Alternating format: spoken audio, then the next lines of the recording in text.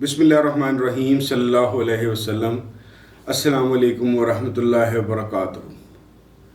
کوئی 3-4 دن پہلے ہم اسکول فیلوز کی ایک افطاری تھی، تو وہاں پہ میرا ایک اسکول فیلو ہے نازش، کافی سینئر پوزیشنز پہ بینکس میں کام کرتا رہا، بڑا گرو قسم کا آدمی ہے. اس نے ایک دم میرے سے پوچھا کہ بھائی تو نے کبھی کوئی کرامت دیکھی ہے؟ جیسے ہی اس نے مجھے الفاظ یہ اس کے ادا ہوئے تو ان دا فریکشن آف سیکنڈس مجھے ایک تو خیر ایک عجیب سی چیز کا احساس ہوا. مجھے ایسے لگا کہ شاید جو انسانی سوچ ہے وہ لائٹ کی سپیڈ سے بھی زیادہ ہے، کیونکہ ان 3-4-5 سیکنڈس کے اندر پچھلے 20-25 سال جو ان سے تھے میرے ذہن میں بڑی تیزی سے گھومے، اور میں نے اسے کہا ہاں میں نے دیکھی ہوئی ہے. اس کے بعد اس نے اپنی کوئی بات کرنی شروع کر دی، اور یہ بات کہ میں نے کیوں کہا اس کو کہ میں نے ہاں کرامت دیکھی ہوئی اور کیا میں نے دیکھا ہوا تھا، یہ میں تھوڑی دیر بعد بتاتا ہوں. کرامت نارملی کیونکہ جو ترتیب لوگ بتاتے ہیں وہ یہ ہے کہ جی جو پروفٹس ہیں ان کا ایسی کوئی چیز جو فزکس کے لا سے ابو ہو یا توڑ کے ہو یا انہونی بات ہو اگر ان کی طرف سے کوئی، تو اس کو معجزہ کہتے ہیں. اور اگر کوئی سینٹ یا ولی اللہ کوئی ایسی چیز کرے کہ جو انہونی ہو یا فزیکل لاز کو توڑ کے یا ان سے ابو کوئی چیز ہو، تو اس کو کرامت کہتے ہیں.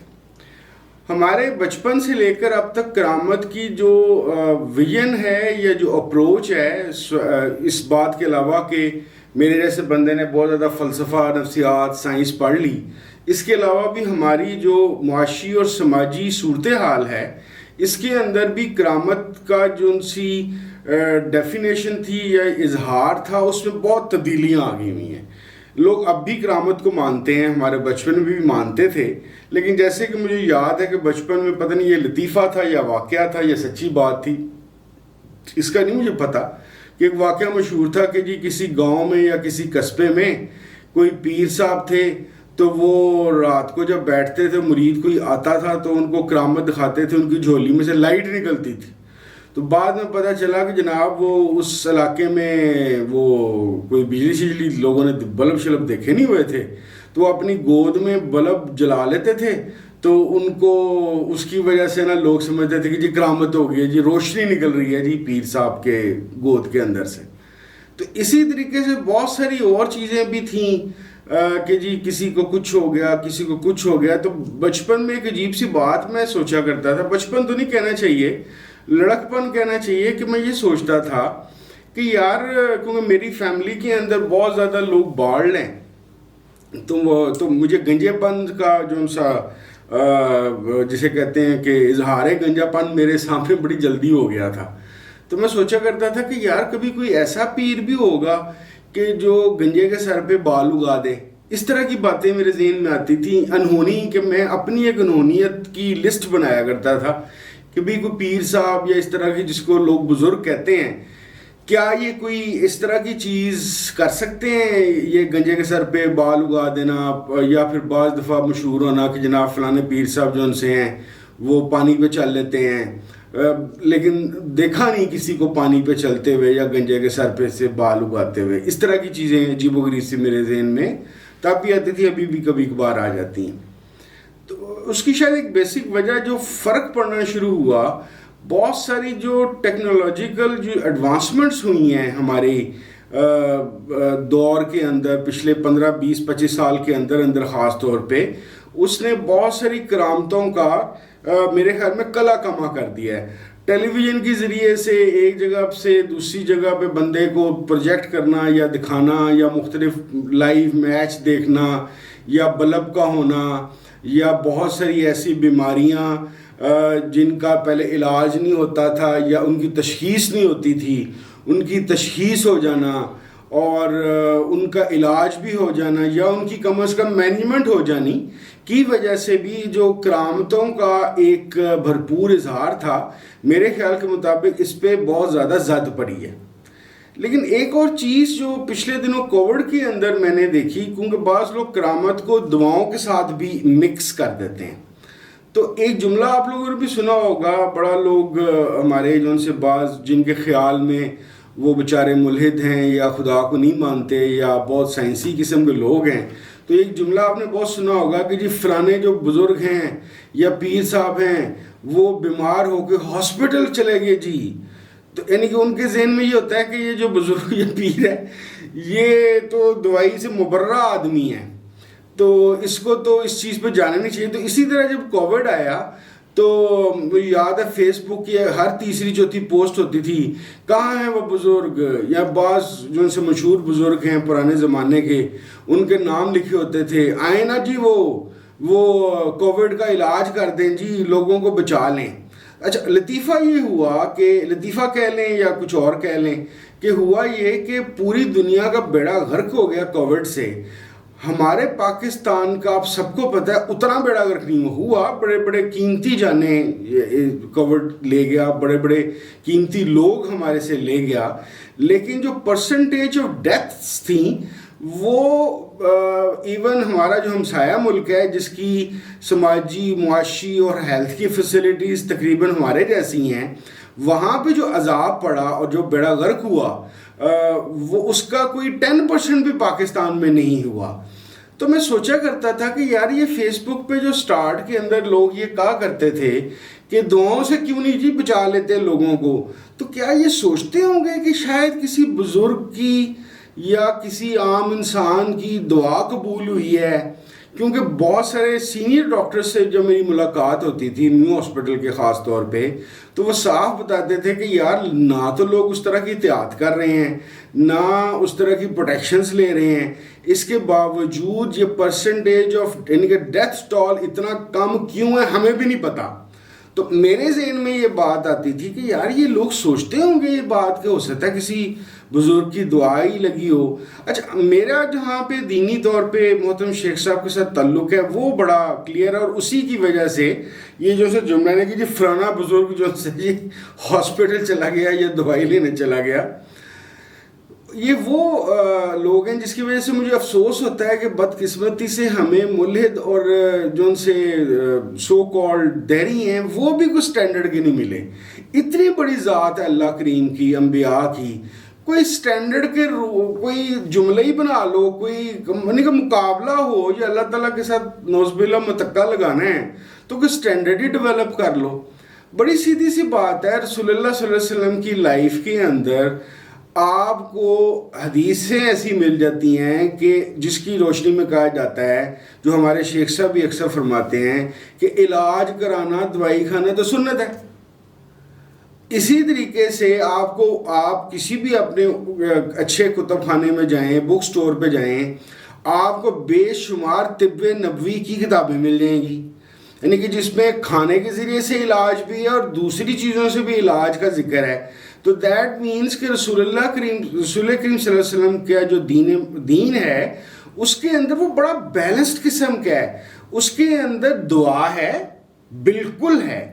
ڈپینڈنسی اللہ کریم کے ساتھ ہے، لیکن یہ جو سی فطرت کے اندر جن چیزوں سے دوائیاں بنتی ہیں، چاہے وہ کیمیکل سے بنے چاہے وہ جڑی بوٹیوں سے بنے، یہ بھی اللہ تعالیٰ کی بنائی ہوئی چیزیں ہیں، اور اس کے ذریعے سے لوگوں کا علاج کرنا بالکل رسول اللہ صلی اللہ علیہ وسلم کے دین کے عین مطابق ہے. اور ہمارے لوگ جو سے ہیں ان کا یہ خیال ہوتا ہے کہ جی بزرگ بیمار ہوگا تو وہ اپنے آپ کو پھونک مارے گا، کرامت کرے گا تو ٹھیک ہو جائے گا. تو پہلی بات تو یہ ہے کہ دنیا میں بڑی بڑی ایسی بیماریاں ہیں جن کا امریکہ کے اندر علاج بھی نہیں ہوتا، اور بعض آپ کو 1000 میں سے نہیں تو چلو کہ 10,000 میں سے 1-2 واقعات ضرور ایسے مل جاتے ہیں کہ جس کے اندر سے آپ کا علاج دوائیوں کے ساتھ ساتھ دعا سے بھی ہو گیا. کووڈ کا اگر آپ کبھی غور کریں اور کبھی ڈیٹا کمپیئر کریں پوری دنیا کے لوگوں کے ساتھ تو آپ کو پتہ چلے گا کہ اس کے اندر یہ انہونی پن موجود ہے کہ اس طرح کی احتیاط نہ ہونے کے باوجود بھی یہ چیزیں ہوئیں. خیر بات ہو رہی تھی کرامت کی، تو کرامت ایک ایسی چیز ہے کہ جس کے اندر میں اس کو ایک اور طریقے سے بھی جوڑتا ہوں. کرامت کو وہ ہے روحانی تجربہ، روحانی ایکسپیرینسز، کیونکہ ظاہر ہے کرامت بھی بذات خود ایک قسم کا روحانی ایکسپیرینس کا یا نان نیچرل ورلڈ کا ایک اظہار کا طریقہ کار ہے. میرا سمجھنا اور ماننا یہ ہے، خاص طور پہ جو محترم شیخ صاحب کے پاس رہ کے مجھے ریلیجن کی سمجھ آئی، رسول اللہ کریم صلی اللہ علیہ وسلم کے ریلیجن کی، وہ یہ ہے کہ اگر کسی بندے کو کوئی ذاتی طور پہ روحانی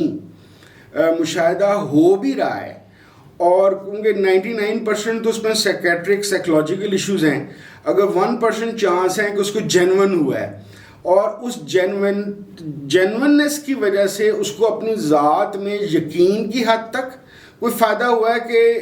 اس کو اللہ رسول کے سسٹم پہ یقین آیا ہے، یا اس روحانی تجربے کی وجہ سے اس کے اندر وہ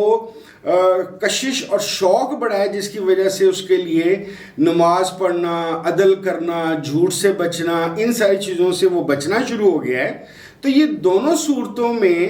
جو ریلیجس ایکسپیرینس ہے یا روحانی تجربہ ہے، یہ اس کا ذاتی مسئلہ ہے۔ یہ میں جس طریقے سے یہ بعض لوگ خانہ کعبہ اور مدینہ شریف جا کے ویڈیوز بناتے رہتے ہیں، تصویریں بناتے رہتے ہیں، پتہ نہیں عجیب لوگ ہیں یار، وہاں پہ تم کیا یہ تصویریں بنانے گئے ہوئے ہو؟ فوٹو اسٹوڈیو ہے وہ۔ تو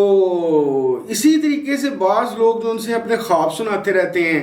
ٹی وی پہ بھی ایک دو بڑے دانشور جن کو لوگ سمجھتے ہیں یا ان کا اپنا خیال ہے کہ ہم دانشور ہیں، وہ پہلے خواب سناتے ہیں، پھر ان کا مذاق اڑتا ہے، وہ نعوذ باللہ استغفار، وہ ان کو یہ شرم نہیں آتی کہ آپ اتنی مقدس ہستیوں کا مذاق اڑانے کا باعث وہ لوگ بن رہے ہوتے ہیں۔ اگر تمہیں کوئی خواب نظر آ گیا ہے، اور اگر سپوز وہ سچا ہے یا کوئی ایسا ایکسپیرینس تمہارا سچا ہو بھی گیا ہے کسی بزرگ کی دعا سے، کرامت سے، یا تمہارے کسی اپنے کرتوت کی وجہ سے، تو وہ تمہاری اصلاح، تمہیں باعمل بنانے کے لیے ہے، وہ لوگوں کے سامنے شو بازی کرنے کے لیے نہیں ہے۔ اچھا، بات سٹارٹ ہوئی تھی نازش کے اس کرامت سے، تو میں نے کہا تھا میں تھوڑی دیر بعد بتاتا ہوں کہ مجھے کرامت کی میں نے کیوں کہا تھا اس کو۔ میں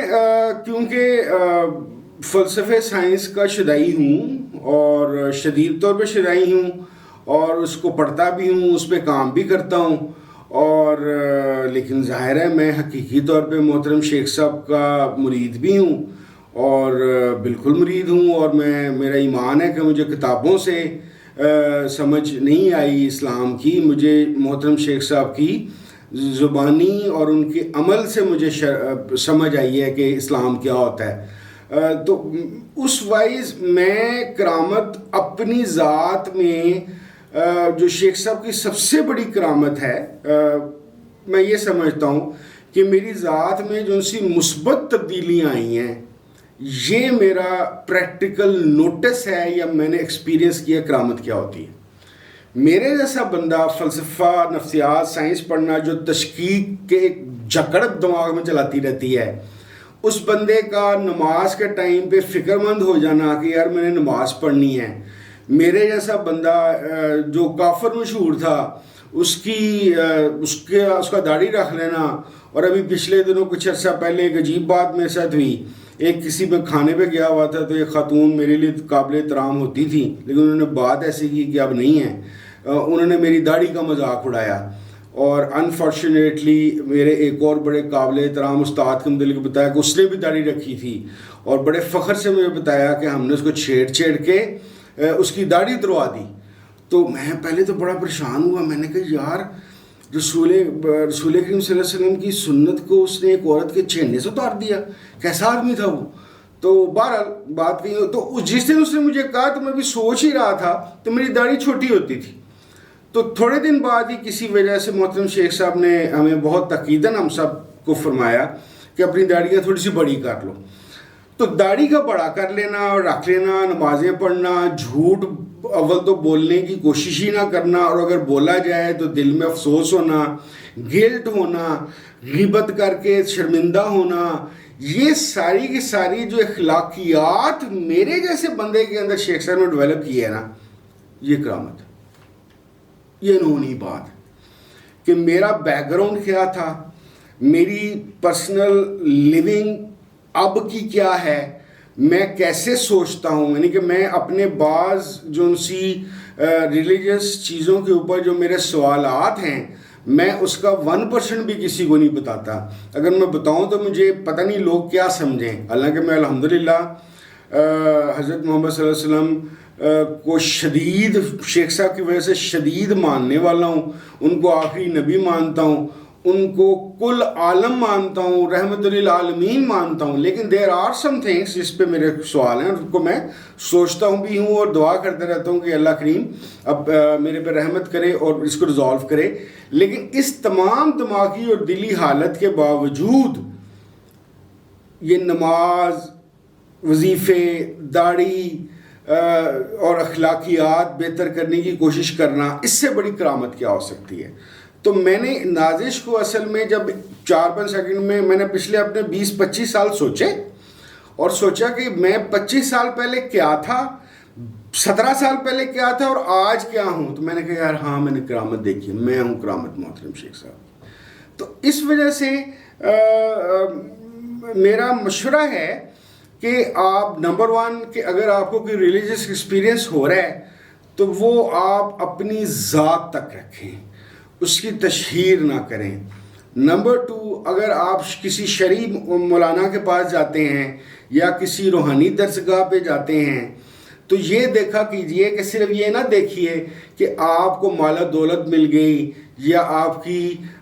زندگی میں عیاشی زیادہ ہو گئی یا آپ حج عمرے زیادہ کرنا شروع ہو گئے ہیں. آپ یہ دیکھیں کہ آپ کا کیا رسول کریم صلی اللہ علیہ وسلم سے رابطہ ہوا ہے، کیا رسول کریم صلی اللہ علیہ وسلم کے اسوہ حسنہ کی طرح آپ چلنے کی کوشش کرنے کی کوشش کر رہے ہیں، کیا آپ کا رخ جو ان سے ہے وہ پہلے سے زیادہ اللہ رسول کی طرف ہوا ہے. اگر تو یہ سارا کچھ ہو رہا ہے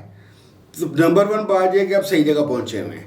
نمبر 2 یہ بات ہے کہ آپ کے پیر صاحب یا آپ کے عالم صاحب یا آپ کے علامہ صاحب صاحب کرامت ہیں اور آپ پہ کرامت اثر انداز ہو رہی ہے. اور اگر آپ صرف داڑھی چھوٹی سی رکھ کے یا داڑھی کے بغیر ہی کچھ نمازیں پڑھ لیتے ہیں یا وظیفے پڑھ لیتے ہیں یا اپنی اٹائر یا حلیہ آپ نے مذہبی سا بنا لی ہے، جھوٹے آپ ہیں، زنا کے شوقین آپ ہیں، شراب آپ پیتے ہیں، سود آپ کھاتے ہیں، دھوکہ دہی آپ کرتے ہیں، ڈاکہ آپ ڈالتے ہیں، بدتمیز آپ ہیں، لوگوں کے دل آپ دکھاتے ہیں، تو کرامت نہیں ہوئی. تو میں آج صرف یہی بات کرنا چاہتا تھا کہ کرامت اور دعا کو، کرامت اور دعا کے صحیح کنٹیکسٹ میں اللہ تعالیٰ کرے کہ ہمیں سمجھ آ جائے اور ہمیں کوئی ایسا راستہ دکھا دے جس کا ذکر سورہ فاطمہ ہے کہ ہمیں ان لوگوں کے راستے پہ چلا جن پہ انعام ہوا اور اس راستے سے بچا جو ان لوگوں کا راستہ ہے جن پہ غضب ہوا. بہت شکریہ. السلام علیکم ورحمۃ اللہ وبرکاتہ.